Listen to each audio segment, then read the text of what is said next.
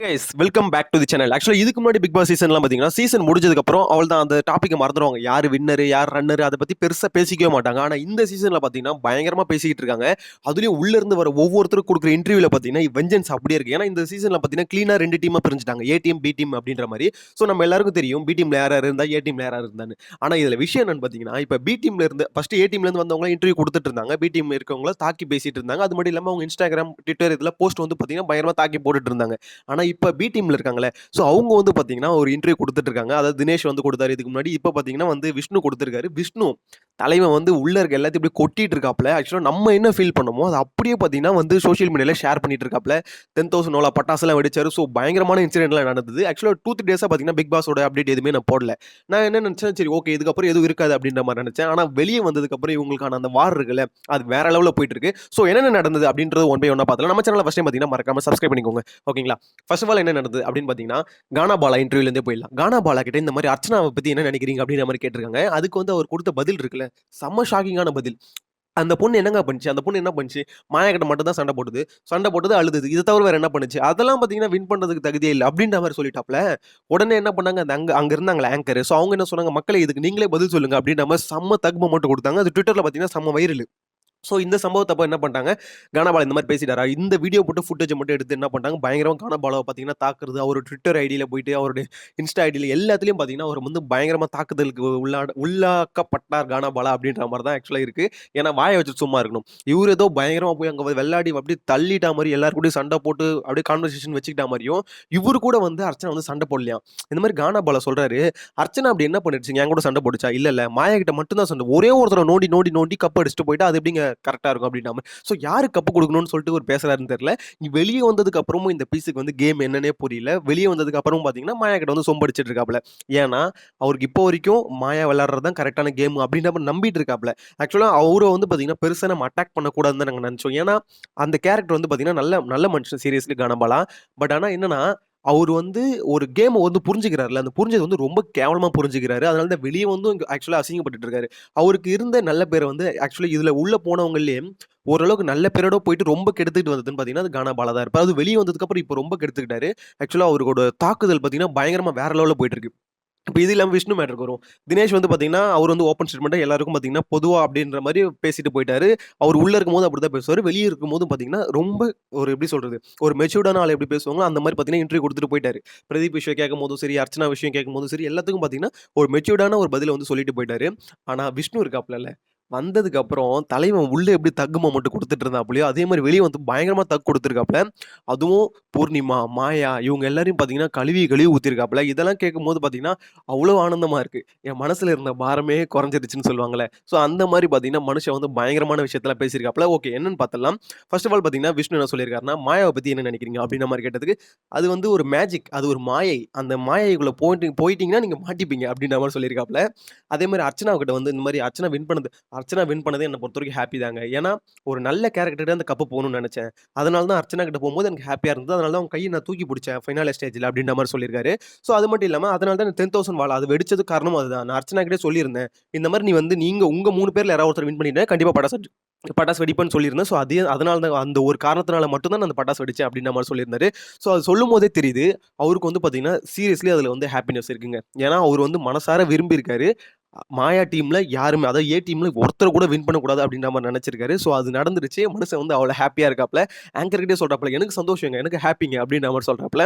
So இதுக்கப்புறம் இன்னொரு matter ஒண்ணு சொல்லியிருக்காரு. என்னன்னா, ஓகே மாயா ஓகே, அர்ச்சனா ஓகே. ஆனா இந்த பூர்ணிமான்ற ஒரு கேரக்டர் இருக்குல்ல, அத லவ் பண்ணீங்களா? இல்லையா? அப்படின்ற மாரி கேட்டதுக்கு, இல்லங்க ஆக்சுவலா அவங்க பழகுற விதம் எல்லாமே பார்த்தீங்கன்னா, ஒரு மாரி வேற மாரி இருந்தது. ஃப்ரெண்ட தாண்டுற மாரி இருந்தது. நான் அவங்ககிட்ட ஓப்பனாவே கேட்டேன். இந்த மாரி உங்ககிட்ட என் மேல ஏதாவது ஒரு ஃபீலிங் இருக்கா? அப்படின்ற மாரி கேட்டேன். ஆனா கேட்டதுக்கு அவங்க எந்த பதிலுமே குடுக்கல. நானும் அதோட விட்டுட்டேன். அப்படின்ற மாரி சொல்லிட்டாரு. ஓப்பனாவே சொல்லிட்டாரு. ஸோ இந்த ஃபீலிங் இருக்க மாரி அவங்க பேசுற மாரி எனக்கு தோணுச்சு. நான் கேட்டேன். அவங்க பதில் சொல்லல. இப்ப ஒண்ணு கேட்டா ஆமா, இல்லன்னு சொல்லணும். அவங்க சொல்லவே இல்ல. நானும் அதோட விட்டுட்டேன். ஆக்சுவலா பார்த்தீங்கன்னா, இதுக்கு காரணம் யாருன்னு ஒரு சொல்லியிருக்காரு. மாயா தான் பார்த்தீங்கன்னா, வெளிய வந்ததுக்கு அப்புறம் பார்த்தேன். ஃபுல் அண்ட் ஃபுல் அவங்கள வந்து ஏத்தி விட்டுக்கிட்டே இருந்தாங்க. இந்த மாரி வந்து லவ் பண்ணு, அப்படி இப்படி இப்படின்னு சொல்லிட்டு ஏத்தி விட்டுட்டே இருந்தாங்க. கடைசில பார்த்தீங்கன்னா, இவங்களே வந்து இவரு என்ன பெரிய இவனா? அவனா? அப்படின்னு சொல்லிட்டு வந்து என்ன வந்து மொக்க பண்ணிட்டு இருந்தாங்க. எல்லாத்தையும் நான் பார்த்துட்டு தாங்க வந்தேன் அப்படின்ற மாரி சொல்லும்போது, ஆக்சுவலா வெளிய வந்ததுக்கு அப்புறம் தான் ஒரு இன்னும் நெறைய விஷயம் தெரிஞ்சிருக்கும். மாயா எந்த அளவுக்கு வந்து விஷ்ணுவ வந்து அப்படியே கீழ இறக்கி அசிங்கப்படுத்திட்டு இருந்தாங்கன்னு. ஸோ இதுக்கு எல்லாத்துக்கும் பதிலடி குடுக்குறதுக்கு தான் பார்த்தீங்கன்னா, இந்த இன்டர்வியூல பார்த்தீங்கன்னா, வந்து ஓப்பனா மனசுக்குள்ள இருக்க எல்லாத்தையும் சொல்லிறாருங்க. ஆக்சுவலா பார்த்தீங்கன்னா, மாயா வந்து போஸ்ட் போட்டுட்டு இருந்தாங்கல்ல, அப்பலாம் பார்த்தீங்கன்னா தலைவன் அமைதியா இருந்தாப்ல. இப்போ வந்து நான் அவருக்கு எதுக்காக அமைதியா இருந்தது இப்ப தான் புரியுது. வெளிய வந்துட்டு இன்டர்வியூல பார்த்தீங்கன்னா, டைரக்ட்டா மூஞ்சிக்கு நேராவே எல்லாத்தையும் சொல்லிடலாம் அப்படின்ற மாரி இதெல்லாம் பார்த்தீங்கன்னா, மொத்தத்தையும் வந்து சொல்லியிருக்காரு. ஸோ இது மட்டும் இல்லாம பிரதீப் பத்தி கேட்டிருக்காங்க. பிரதீப் ரெட் கார்ட் குடுத்தாங்கல்ல. ஸோ இந்த மேட்டர் வந்து கேட்கும்போது அவர் என்ன சொல்லியிருக்காருன்னா, பிரதீப்‌க்கு ரெட் கார்ட் குடுத்தது வந்து பார்த்தீங்கன்னா, ஃபுல் அண்ட் ஃபுல் அன்ஃபேரான விஷயம் தான். அப்புறம் எதுக்கு நீ எதுக்குப்பா அந்த ரெட் கார்ட தூக்குன அப்டின்னும்போது, இல்ல சார் எனக்கு வந்து பிரதீப் வந்து டஃப்பான கண்டஸ்டன்ட். ஸோ அவன வந்து இந்த மாரி பேட் வேர்ட்ஸ் யூஸ் பண்றான் அப்டின்ற காரணத்துக்கு மட்டும் தான் நான் குடுத்தேன். ஆனா இந்த பெண்கள் கிட்ட அந்த மாரி விஷயத்த வந்து நாங்க ஆக்சுவலா நம்புனோம். இந்த மாரி வந்து அவங்க சொல்றது உண்மையா இருக்கும். ஒரு வேள தப்பா இருக்குமோ அப்டின்ற மாரி நம்புனோம். ஏன்னா கமல் சாரே சொல்லியிருக்காருன்னும்போது நாங்க நம்பிட்டோம். ஸோ நம்புனதுனால தான் ஆக்சுவலா வந்து இந்த மாரி தூக்கணும் அப்டின்ற மாரிலாம் அவர் சொல்லியிருக்காரு. அது என்னமோ உண்ம தான். ஏன்னா பிராவோவும் இதே தான் சொல்லியிருக்காரு. என்னன்னா இவ்ளோ பேர் சொல்றாங்க. அதுவும் இவ்ளோ ஒரு கேமரா இருக்க ஒரு இதுல சொல்றாங்கன்னா, கண்டிப்பா பொய்யா இருக்காதுன்னு நம்பணும். அதனால தான் குடுத்தோம் அப்டின்ற மாரி சொல்றாங்க. ஸோ என்னதான் இருந்தாலும் அவர் ஒரு விஷயம் சொல்றாரு.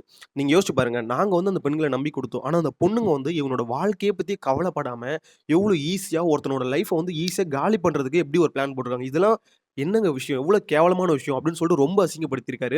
அது மட்டும் இல்ல சொல்றாரு. இப்ப பிரதீப்‌க்கு வெளிய வந்து ஓகே ஒரு பாசிட்டிவான ஒரு இது இருக்கு. அதனால அவர் தப்பிச்சுட்டாப்ல. இதுவே நெகட்டிவான்னு இருந்தா அவன் லைஃபே முடிஞ்சு போச்சு. ஸோ இந்த மாரி விஷயத்த வந்து இந்த பொண்ணுங்க இவ்ளோ கேவலமா பண்ணியிருக்காங்கல்ல. இவங்க கிட்டலாம் கப்பு போக்கூடாதுன்னு நான் ரொம்ப நெனச்சுட்டு இருந்தேன். அதே மாரி பார்த்தீங்கன்னா நடந்துடுச்சு. அர்ச்சனா கிட்ட கப்பு போயிருச்சு. எனக்கு ரொம்ப ரொம்ப சந்தோஷங்க அப்டின்ற மாரி சொன்னாரு. ஸோ அவர் சொல்லும்போதே, ஆஹா! மனுசன் வந்து ஆக்சுவலா வெளிய வந்ததுக்கப்புறம் ஏதாவது கொஞ்சம் சேஞ்சஸ் ஆயி, இல்ல இல்லங்க அர்ச்சனா வந்து இந்த மாரி எனக்கு தப்பு பண்ணிட்டா, அது பண்ணிட்டா, இது பண்ணிட்டான்னு சொல்லுவாங்கன்னு நெனச்சேன். ஆனா அவரு வந்து பார்த்தீங்கன்னா, கிளியரா எல்லாத்தையும் பார்த்துட்டு வந்திருக்காரு. பார்த்துட்டு வந்து என்ன சொல்லியிருக்காருன்னா, அர்ச்சனா வந்து எனக்கோசம் நின்னுது. நெறைய இடத்துல பார்த்தீங்கன்னா, எனக்கு சப்போர்ட் பண்ணி பேசியிருக்கு. எனக்கு உள்ள இருக்கும்போது அது தெரியல. ஆனா வெளிய வந்ததுக்கு அப்புறம் தான் தெரிஞ்சது. ஸோ அது உள்ளயே இருக்கும்போதே தெரிஞ்சிருந்தா, நான் மேபி அவங்களுக்கு வந்து இன்னும் கொஞ்சம் க்ளோஸா அவங்க கூட பழகியிருக்கலாம். ஃப்ரெண்டா நல்ல இன்னும் கொஞ்சம் டெப்த்தா இருந்திருக்கலாம். அது தெரியாதனால தான் அந்த அளவுக்கு இருந்துட்டேன் அப்டின்ற மாரி கிளியரா சொல்லியிருக்காரு. ஸோ இந்த இன்டர்வியூ ஃபுல்லாவே பார்க்கும்போது எப்டி இருக்குன்னா, வேற லெவல்ல இருக்குங்க. ஏன்னா, நம்ம என்ன நெனச்சோமோ, மாயாவ பத்தி, பூர்ணிமா பத்தி என்ன நெனச்சோமோ, அத அப்படியே பார்த்தீங்கன்னா, ஒவ்வொரு செக்மெண்ட்டா புட்டு, புட்டு, புட்டு வச்சுட்டாப்ல. அதுவும் மாயா, பூர்ணிமாலாம் ஃபுல் டார்கெட்டு. அவ்வளதான். அவங்களோட கேரக்டர் என்ன? பூர்ணிமாவோட கேரக்டர் இதாங்க. எலிமினேஷன் கேம் ஆடணும். மாயாவோட கேரக்டர் இதாங்க. ஒருத்தன வந்து எமோஷனலா வந்து கனெக்ட் பண்ணி, ஃப்ரெண்ட் ஆக்கி அவன காலி பண்ணணும். பிரதீப் அப்படிதான் காலி பண்ணாங்க. பிரதீப் வந்து செம்மையா விளையாடிட்டு இருந்தாப்ல. அண்ணன்ற ஒரு ஜோனுக்குள்ள அவன கொண்டு போயிட்டு, அதுக்கப்புறம் பார்த்தீங்கன்னா, இந்த மாரி பொண்ணுங்கிட்ட தப்பா நடந்துக்கிறான் அப்படின்ற மாரி ஆக்சுவலா ப்ரொஜெக்ட் பண்ணி அவன வந்து வெளிய அனுப்பிட்டாங்க. ஸோ நானும் மாயா கிட்ட மேபி ஃப்ரெண்டா இருந்திருந்தேன்னா, கண்டிப்பா எனக்கும் இதுதான் நடந்திருக்கும் அப்படின்ற மாரி பார்த்தீங்கன்னா, கிளியரா சொல்லியிருக்காரு. ஸோ இதெல்லாம் வந்து சொல்லும்போதே நம்மளுக்கு தெரியுது. அவரு உள்ள இருந்து ஆக்சுவலா பார்க்கும்போது ஒரு ஒரு பெர்ஸ்பெக்டிவ் இருக்கும். ஓகே மாயா வந்து இந்த மாரி தப்பான கேம் ஆடுறாங்கன்னு. ஆனா வெளிய வந்ததுக்கு அப்புறம் தான் தெரிஞ்சிருக்கு அவருக்கு. ஆக்சுவலா கேரக்டர் தப்பா இருக்கு. அவரு ஓப்பன் ஸ்டேட்மெண்ட்டா குடுத்திருக்காரு. மாயாவோட கேரக்டர் தப்பு. இந்த கேரக்டர் ஆக்சுவலா நான் வந்து அந்த கேம் வந்து அவங்க வந்து இப்படி விளையாடுனாங்க, அப்படி விளையாடுனாங்கன்னு சொல்றது இல்ல. உள்ள இருந்த ஒவ்வொருத்தருக்கும் அது அவங்களோட கேரக்டர். என்னோட கேரக்டர் வந்து கோவப்படுறது. அதே மாரி மாயாவோட கேரக்டர் இந்த மாரி வில்லங்கமா யோசிக்கிறது, கேவலமா யோசிக்கிறது, ஒருத்தன எப்படி எலிமினேஷன் கேம் ஆடி இது பண்றது. ஸோ மாயா பூர்ணிமா இத தான் பண்ணாங்க. இது எல்லாமே பார்த்தீங்கன்னா, உங்களோட கேரக்டர் தான் பிரதிபலிக்குது அப்படின்ற மாரி ஓப்பனா சொல்லியிருக்காரு. இதுக்கு வந்து மாயா, பூர்ணிமா என்ன பதில் குடுப்பாங்கன்னு தெரியல. பதில் குடுத்தாலும் குடுக்கலனாலும் பரவால்ல. பட் ஆனா அவரு சொன்னார்ல ஓப்பனா, அதுவே பார்த்தீங்கன்னா செம்ம சந்தோஷமா இருக்கு. ஏன்னா யாராவது ஒருத்தர் ஓப்பனா இந்த மாரி பேசணும். அவங்க பண்ணது தப்புன்னு தெரியுது.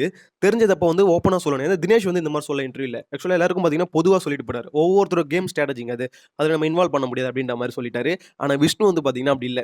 எனக்கு இது தப்பு. அதனால தப்பு. அவர் உள்ள இருக்கும்போது அப்படிதான் சொல்லிட்டு இருப்பாரு. எனக்கு வந்து தப்பா படுது. தப்புன்னு நான் சொல்லிட்டேன். ஆக்சுவலா அதுதான் என்னன்னு சொல்லிட்டு இருக்காங்க. இவரு வந்து கேம் விளையாட தெரியல அப்டின்ற மாரி. அவரு என்ன சொல்றாரு, இல்லங்க நான் வந்து நானா இருந்தேன். உள்ளயும் சரி, இங்கேயும் சரி. ஆனா வெளிய வந்து இவரு பேசும்போது தான் தெரியுது. உண்மையிலே அவரு அவரா தான் இருந்திருக்காரு. ஏன்னா, இவ்ளோ ஓப்பனா வந்து யாருமே அடுத்த கண்டஸ்டன்ட்ட பத்தி இந்த அளவுக்கு பேச மாட்டாங்க. அந்த மாரி பார்த்தீங்கன்னா, ஒவ்வொருத்தர பத்தி புட்டு புட்டு வச்சுட்டாப்ல. ஸோ இதுல வந்து பார்த்தீங்கன்னா, வெளிய வந்ததுக்கப்புறம் விஷ்ணுவுக்கு வந்து வேற லெவல் மாஸ் ஏறி இருக்குன்னு தான் சொல்லணும். ஏன்னா Twitterலலாம் ஆள் வந்து பயங்கரமா வைரலா போயிட்டு இருக்காப்ல. ஸோ இத பத்தின உங்களோட கருத்து என்னன்னு மறக்காம கமெண்ட்ல மென்ஷன் பண்ணுங்க. எனக்கு வந்து பார்த்தீங்கன்னா, என்னடா இந்த சீசன் முடிஞ்சு இத்தன நாள் ஆகுது. இதுக்கப்புறமும் இந்த சீசன பத்தி இவ்ளோ பேர் பேசிட்டு இருக்காங்க. இவ்ளோ பேர் இது பண்ணிட்டு இருக்காங்க அப்டின்ற மாரி தான் தோணுது. அர்ச்சனாலாம் பார்த்தீங்கன்னா, அவங்களோட பிரதீப் அவரோட குருநாதர் அதாவது பிரவீன் சாரி பிரதீப்ன்ட்டேன். பிரவீன் வந்து அவங்களோட குருநாதர். அதாவது ராஜராணி சீரியல் டைரக்டர் இருக்கார்ல. ஸோ அவங்ககிட்டலாம் போயிட்டு பார்த்தீங்கன்னா, பிளெஸிங்ஸ் வாங்கிட்டு வந்திருக்காங்க. ஸோ இந்த மாரி அவங்க ஒரு ஜோன்ல வந்து போயிட்டு இருக்காங்க. பெருசா எதுக்கும் ரிப்ளை குடுக்கல, எதுவும் பண்ணல. அவங்க என்ன பண்ணணுமோ அத மட்டும் பண்ணிட்டு இருக்காங்க. இந்த சைட்ல பார்த்தீங்கன்னா, இன்டர்வியூக்கு வர ஒவ்வொருத்தரும் பார்த்தீங்கன்னா, பயங்கரமா மாயா, பூர்ணிமா எல்லாருக்கும் பார்த்தீங்கன்னா, பயங்கர தக் மொமெண்ட் வந்து குடுத்துட்டு இருக்காங்க. ஸோ அவங்கள எல்லாம் பயங்கரமா அட்டாக் பண்ணிட்டு இருக்காங்க. ஸோ இத பார்க்கும்போது, அப்பா! வெளிய வந்ததுக்கப்புறம் ஒரு உருப்படியான விஷயம் விஷ்ணு பண்ணிட்டான்பா! அப்டின்ற மாரி தான் இருக்கு. உங்களோட தாட்ஸ் வந்து மறக்காம கமெண்ட்ல மென்ஷன் பண்ணுங்க. நம்ம சேனல்ல ஃபர்ஸ்ட் டைம் பார்த்தீங்கன்னா, மறக்காம சப்ஸ்கிரைப் பண்ணிக்கோங்க. பிக் பாஸ் வீடியோஸ் வந்து முடிஞ்சிருச்சு. ஆக்சுவலா பிக் பாஸ் அப்டேட்ஸ்லாம் இதுக்கப்புறம் இருக்காது அப்டின்ற மாரி தான் நானும் நெனச்சு, ஓகே இதுக்கப்புறம் விட்டுட்டேன்.